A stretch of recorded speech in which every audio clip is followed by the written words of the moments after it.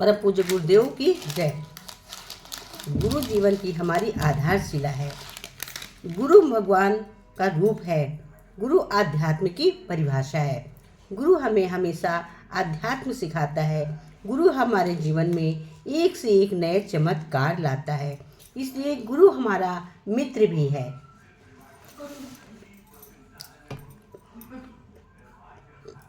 एक बार गुरु नानक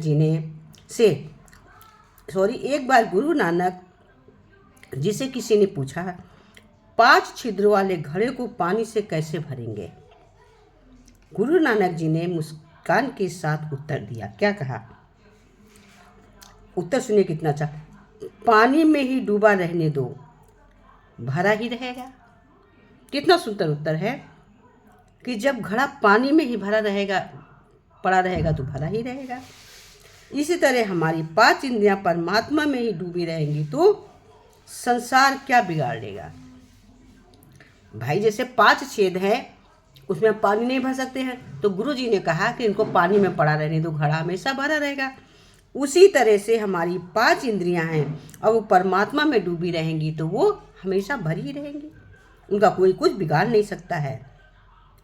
तन की जाने मन की जाने, जाने चित्त की चोरी, उस प्रभु को क्या छिपावे जिसके हाथ सब डोरी। जिस प्रभु के हाथ में सब है वो तो सभी जानते कि कैसे। गुरु नानक जी ने अपने साथ केवल और केवल बाज क्यों रखा और पक्षी क्यों नहीं रखा? इसका कारण ये है कि इसका एकमात्र कारण था, एक आशय था। गुरु गोविंद सिंह ने जो भी करते थे उसके पीछे सिख कौन के लिए कोई संदेश जरूर होता है। इसके लिए पीछे भी था कि पहला गुण, बाज को कभी गुलाम नहीं रख पा सकते थे, तो पिंजरा तोड़ देगा या मर जाएगा, लेकिन गुलाम नहीं रहेगा। दूसरा कारण है, बाज कभी किसी का किया शिकार नहीं खाता है। तीसरा गुण है, बाज बहुत ऊपर उड़ता है, लेकिन इतना ऊपर उड़ने के बाद भी उसकी नजर हमेशा जमीन पर ही होती है। चौथा गुण था, बाज सारी जिंदगी कभी पास आलस नहीं आने देता है। पांचवा गुण, बाज कभी अपना घर या घोंसला नहीं बनाता। 8वीं सदी में सिख भी ऐसा ही करते थे। छठा गुण, बाज दूसरे पक्षियों के समान हवा के साथ नहीं उड़ता, बल्कि हवा के विपरीत उड़ता है। इसलिए गोविंद साहब ने केवल बाज को अपना प्रिय पक्षी माना, बाज को ही प्रिय माना। गुरु गोविंद सिंह ने बहुत अच्छी अच्छी सीखें दी। उन्होंने कहा कि हमेशा महिलाओं का आदर करना चाहिए, कभी किसी का एक नहीं छीनना चाहिए, कभी किसी का हक हमको नहीं छीनना चाहिए। अपने हाथों से मेहनत कीजिए, लालच को त्याग दीजिए, सही साधनों से धन का अर्जन करिए।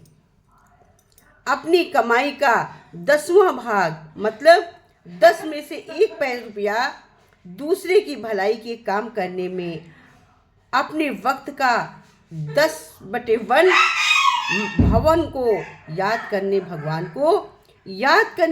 याद करने में लगाइए। मुक्त होकर कर्म करने चाहिए। उन्होंने स्पष्ट शब्दों में कहा, नानक चिंता मत करो, चिंता तिरस्कार के समान है।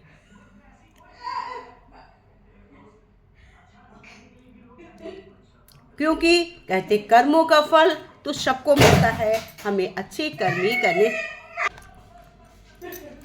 एक बार की बात है, देव ऋषि नारद और ऋषि अंगरा कहीं जा रहे थे। रास्ते में उनकी एक नज़र मिठाई की दुकान पर पड़ी।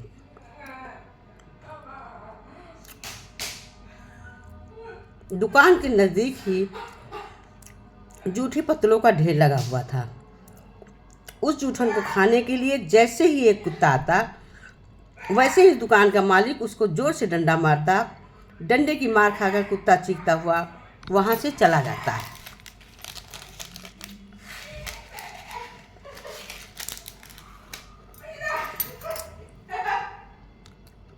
ये दृश्य देखकर देव ऋषि को हंसी आ गई। ऋषि अंगरा ने उनसे हंसी का कारण पूछा। नारद बोले, हे ईश्वर, ये दुकान पहले एक कंजूस व्यक्ति की थी। अपनी ज़िंदगी में उसने बहुत सारा पैसा इकट्ठा किया और इस जन्म में कुत्ता बन कर पैदा हुआ है, और ये दुकान मालिक उसी का पुत्र है। देखो, जिसके लिए उसने बेशुमार पैसा इकट्ठा किया, आज उसी के हाथों से उसे जूठा भोजन भी नहीं मिल सका। कर्म के फल, इस खेल को देखकर बहुत हंसी आ गई। मनुष्य को अपने शुभ और अशुभ कर्मों का फल तो मिलता ही है। हमारे दुखों के 5 कारण हैं। जो अपना मनचाहा होने पर कहते हैं प्रभु की कृपा है, पर मन के विरुद्ध होने पर उदास हो जाते हैं। यही प्रभु की कृपा का अधूरा दर्शन दुख का पहला कारण है।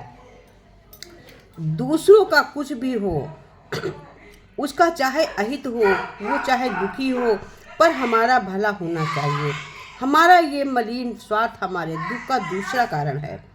हमें वर्तमान में जो वस्तुएं प्राप्त हैं या अभिलाषित हैं, हम उनके छिन जाने पर या मिल जाने पर निरंतर बने रहने वाला भय हमारे दुखों का तीसरा कारण है।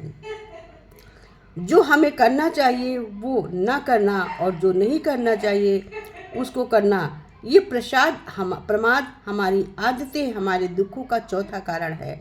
हमें नियति बनाकर कहीं कोई सुंदर घटना हो जाने पर उसका सारा श्रेय हम अकेले ही लेना चाहते हैं। यही अहम भाव हमारे दुखों का 5वां कारण है।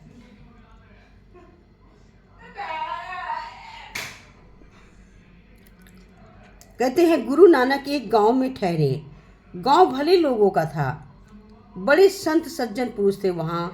उनकी बड़ी सेवा हुई। जब गुरुजी जाने लगे तो गांव के लोगों ने उनसे आशीर्वाद मांगा। गुरु नानक बोले, मेरा एक ही आशीर्वाद है, तुम उजड़ जाओ। गुरु नानक दूसरे गांव पहुँचे। वो दुष्टों का गांव था। वहाँ गुरुजी का तिरस्कार हुआ, अपमान हुआ और मारपीट तक नौबत आ गई। वहाँ गुरुजी ने स्वयं आशीर्वाद दिया, सदा यही आबाद रहो। हैरान परेशान शिष्य ने पूछा, ऐसा क्यों? तो गुरुजी बोले, भला आदमी उजड़ जाए तो जहाँ भी जाएगा भलेपन को ले जाएगा, और जो बुरे आदमी इसी गांव में रह गए तो क्योंकि यहाँ जाएंगे बुराई साथ ले जाएंगे, इसलिए तुम यहीं आबाद रहो।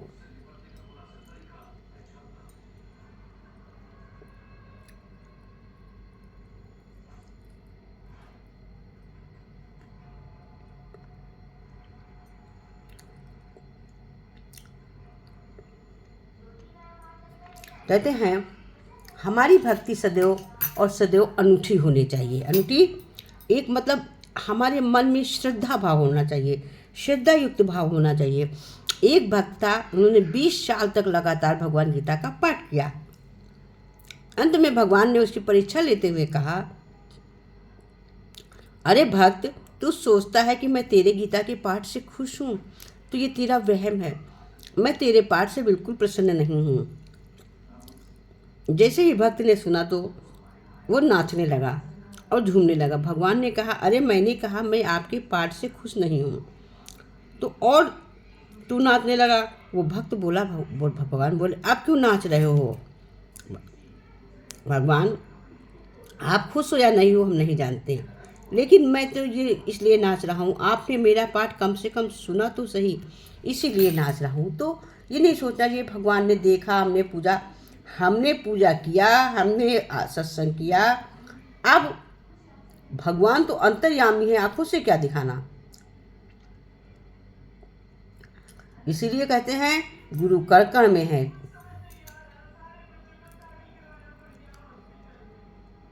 यही पद्म पुराण में भी कहा गया है, का वर्णन है।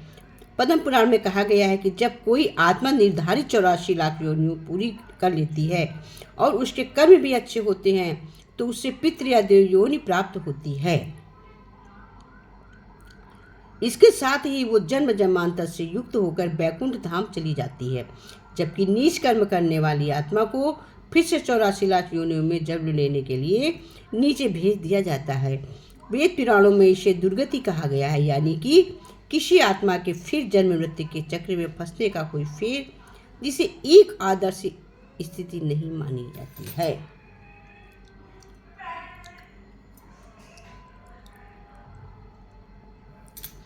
वेद पुराण में कहते हैं बिल्कुल अंत में मानव की योनि मिलती है, यानी कि जन्म के बाद किसी भी जीव में बारी बारी से एक खास योनि में जन्म लेकर चक्र पूरा करना पड़ता है।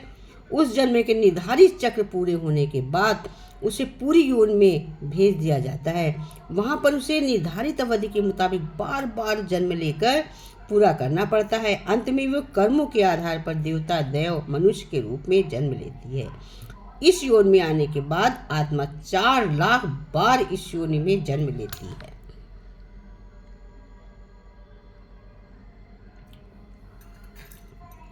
इसीलिए कहते हैं मनुष्य का जन्म मिले तो हमें उसे सार्थक करना चाहिए। कहते हैं मनुष्य जन्म बड़ी मुश्किल से मिलता है। ये जो गलियों में आवारा जानवर घूम रहे हैं, इन्हें भी कभी मनुष्य जन्म मिला। इनमें से कोई डॉक्टर था, कोई इंजीनियर, कोई गुरु। इन्हें भगवान भजन, सत्संग, शास्त्र अध्ययन कराने के लिए कहते थे। तब ये हंसकर जवाब देते थे कि हमारे पास टाइम नहीं है, यानी समय नहीं है, और हंसकर चले जाते थे।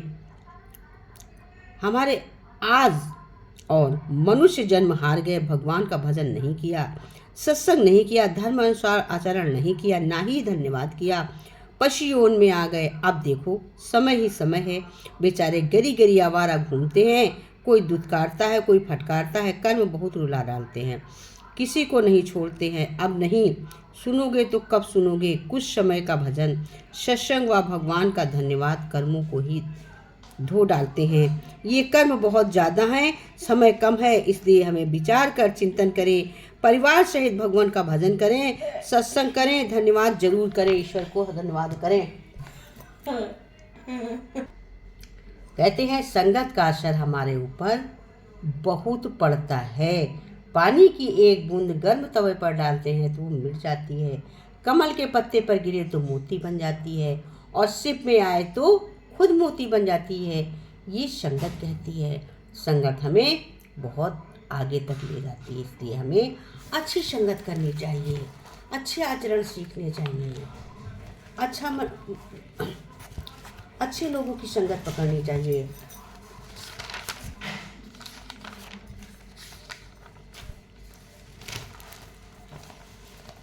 गुरु बचनों को रखना संभाल के, हर बचन में गहरा राज है।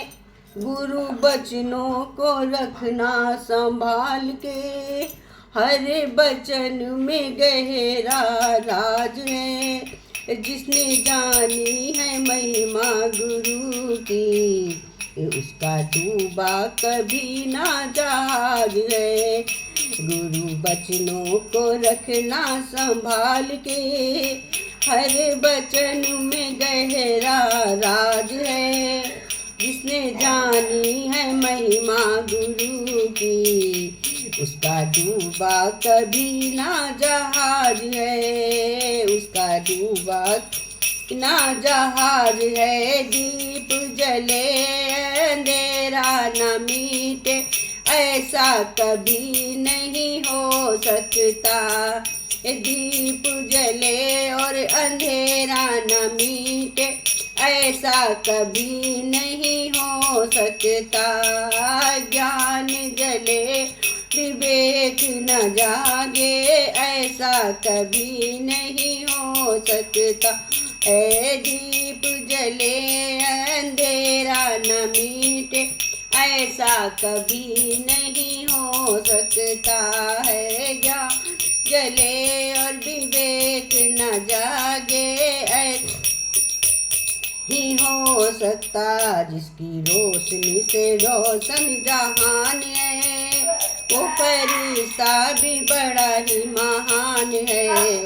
जिसकी रोशनी से रोशन जहान है, वो फरिश्ता बड़ा ही महान है।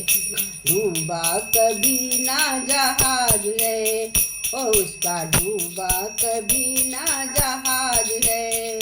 गुरु बचनों को रखना संभाल के, हर बचन में गहरा राज है।